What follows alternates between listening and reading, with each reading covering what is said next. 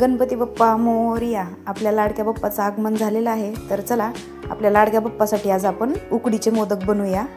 चला आता मोदकसाठी आपल्याला एक पिठाची उकड बनवून घ्यायची आहे बघा. त्यासाठी इथं मी अर्धा वाटी पाणी, अर्धा वाटी दूध हे आपल्याला मस्त उकळून घ्यायचं आहे गॅसवरती. त्यामध्ये 1 चमचा तूप आणि अर्धा चमचा मीठ सुद्धा टाकायचं आहे बघा. आणि या द्रावणाला म्हणजे या लिक्विडला आपल्याला एक उकळी काढून घ्यायची आहे.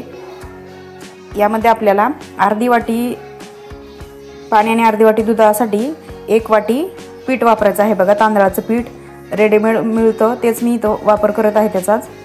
तर बघा मस्त उकळी फुटलेली आहे. आता यामध्ये पीठ टाकून मिक्स करून घ्यायचं आहे. मी इथं बेलण्याचा वापर करत आहे बघा मिक्स करण्यासाठी. चमच्याचा सुद्धा करू शकता मोठ्या.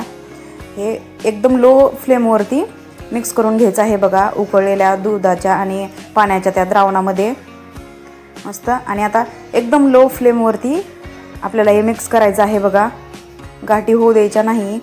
त्यासाठी काय करायचं आहे, ते पीठ अगोदरच चाळून घ्यायचं आहे आपल्याला, म्हणजे त्यातल्या गाठी तुटल्या जातात, मोकळ्या होतात.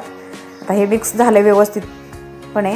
आता याला आपल्याला कमीत कमी 10 मिनिट याच्यावरती झाकण ठेवून गॅस बंद करायचा आणि आहे आतमध्ये जी वाफ आहे त्यावरतीच त्याला वाफवून घ्यायचं आहे. आता ठेवून देऊया. तोपर्यंत आपण आतमध्ये जे आपल्याला फिलिंग भरायची आहे मोदकाच्या सारण त्याची तयारी करूया. त्यासाठी मी इथं एक ओला नारळ फोडून घेतला आहे. त्यामधले पाणी काढून टाकायचं आणि स्वच्छ करून घ्यायचं त्याला. आणि हे जे साल्ट आहे त्याचं ते काढून घेऊया. आपल्याला हा नारळ किसून घ्यायचा आहे बघा. हे साल्ट काढून टाकूया आणि हा किसून घेऊया नारळ. याचीच आपल्याला फिलिंग बनवायची आहे मोदकमध्ये भरण्यासाठी.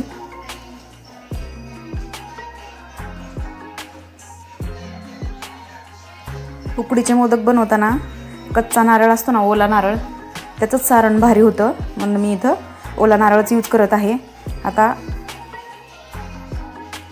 हे खोबरं आपण मस्त किसून घेऊया. एक पूर्ण नारळ मी इथं वापरलेला आहे बघा. शिल्लक राहिलं याचं सारण तरी ते खराब होत नाही. फ्रीजमध्ये ठेवून द्या, ते 8 दिवस टिकतं आणि आपण आणखीन 1 दिवसानं करू शकतो.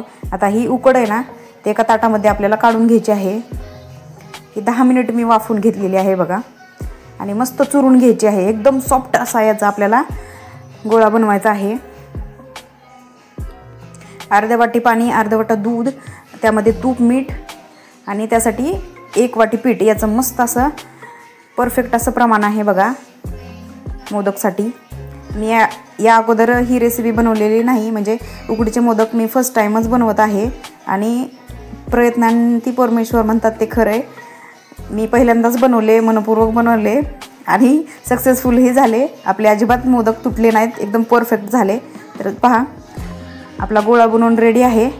याला वरतून तूप लावायचं, गोल बनवायचं आणि 5 मिनिट रेस्ट होण्यासाठी ठेवायचं झाकून, म्हणजे ते एकदम मऊसूद होतं आणि एकजीव होतं, त्याच्या अशा चिरा पडत नाहीत. आता सारण बनवून घेऊया. त्यासाठी कढईमध्ये 1 चमचा तूप टाकलेला आहे बघा.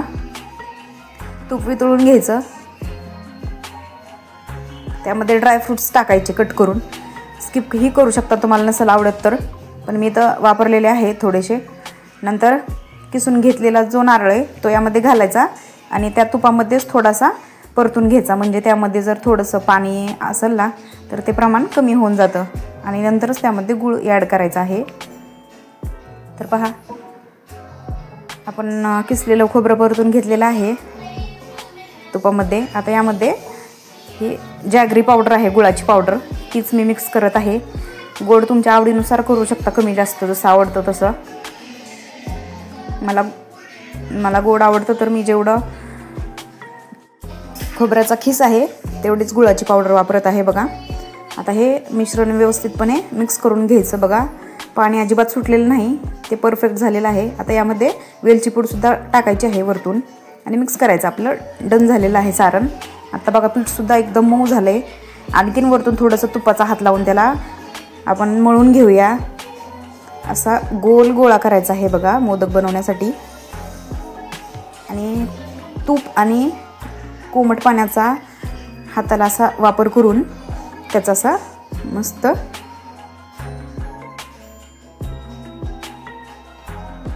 गोलाकार असं सारण भरण्यासाठी मोदकासाठी आपल्याला पिठाची पारी बनवून घ्यायची आहे बघा. याला पारी म्हणतात बघा. अजिबात तुटलेली नाही, मस्त अशी आपली पारी बनलेली आहे बघा. एकसारखी बनवायची आहे, जाड नाही पातळ नाही बघा.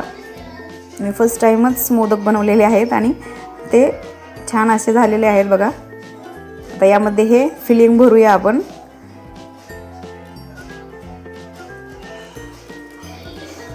त्यानंतर काय करायचं आहे, पाण्यामध्ये हात बुडवून अशी एक एक त्याची कळी बनवून घ्यायची आहे बघा. मोदकाचं काम खूप अवघड असतं, तर ते हळूवारपणे बनवायचे आहे आपल्याला. ह्या कळ्या शेजारी शेजारी एक एक अशी कळी बनवून घ्यायची आहे आपल्याला. तांदळाचं पीठ आहे ना, त्याच्या चिरा जाऊ शकतात, त्यामुळे एकदम हळूवारपणे करायचं आहे हे काम. अशा कळ्या पाडून घ्यायच्या आहेत आणि आतल्या साईडनं असं त्याला गोल गोल हे करून ते बंद करून घ्यायचं आहे बघा. मस्त अशा कळ्या बनलेल्या आहेत आणि आपला मोदकसुद्धा रेडी झालेला आहे. परफेक्ट प्रमाण ठेवलं ना की अजिबात काहीही बिघडत नाही. मी जसं केलं आहे त्याप्रमाणे प्रमाण ठेवून तुम्ही अशीच रेसिपी बनवा.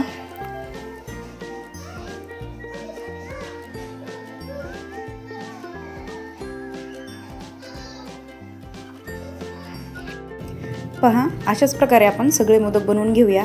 काय नाही, अलगद एकदम पिठाची पारी बनवून त्याच्याशी हळूवार एक एक कळी बनवून घ्यायची आहे आणि आतल्या दिशेनं असं गोल गोल करत ते बंद करून टाकायचं आहे. आपोआप मोदकाचा आकारही येतो आणि अशा परफेक्ट अशा कळ्या पडतात बघा. मस्त असा आपला मोदक रेडी आहे.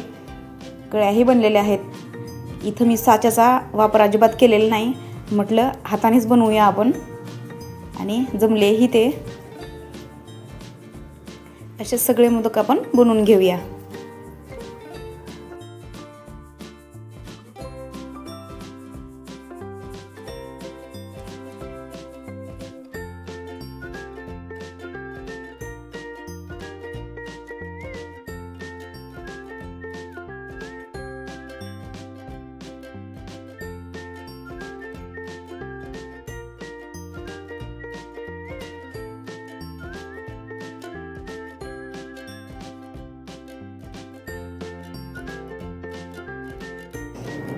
पहा, आपले परफेक्ट असे सगळे मोदक रेडी आहेत.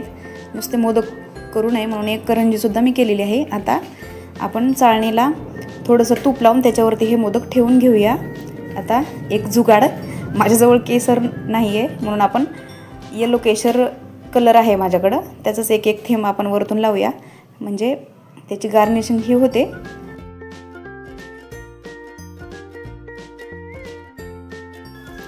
पहा, आपले मोदक वाफून झालेले आहेत बघा. 10 मिनिट पुरेसे आहेत ते वाफवायला बघा. असा शायनी त्याचा वरचा लेअर झाला ना की ते पीठ परफेक्ट असं शिजलं असं समजायचं.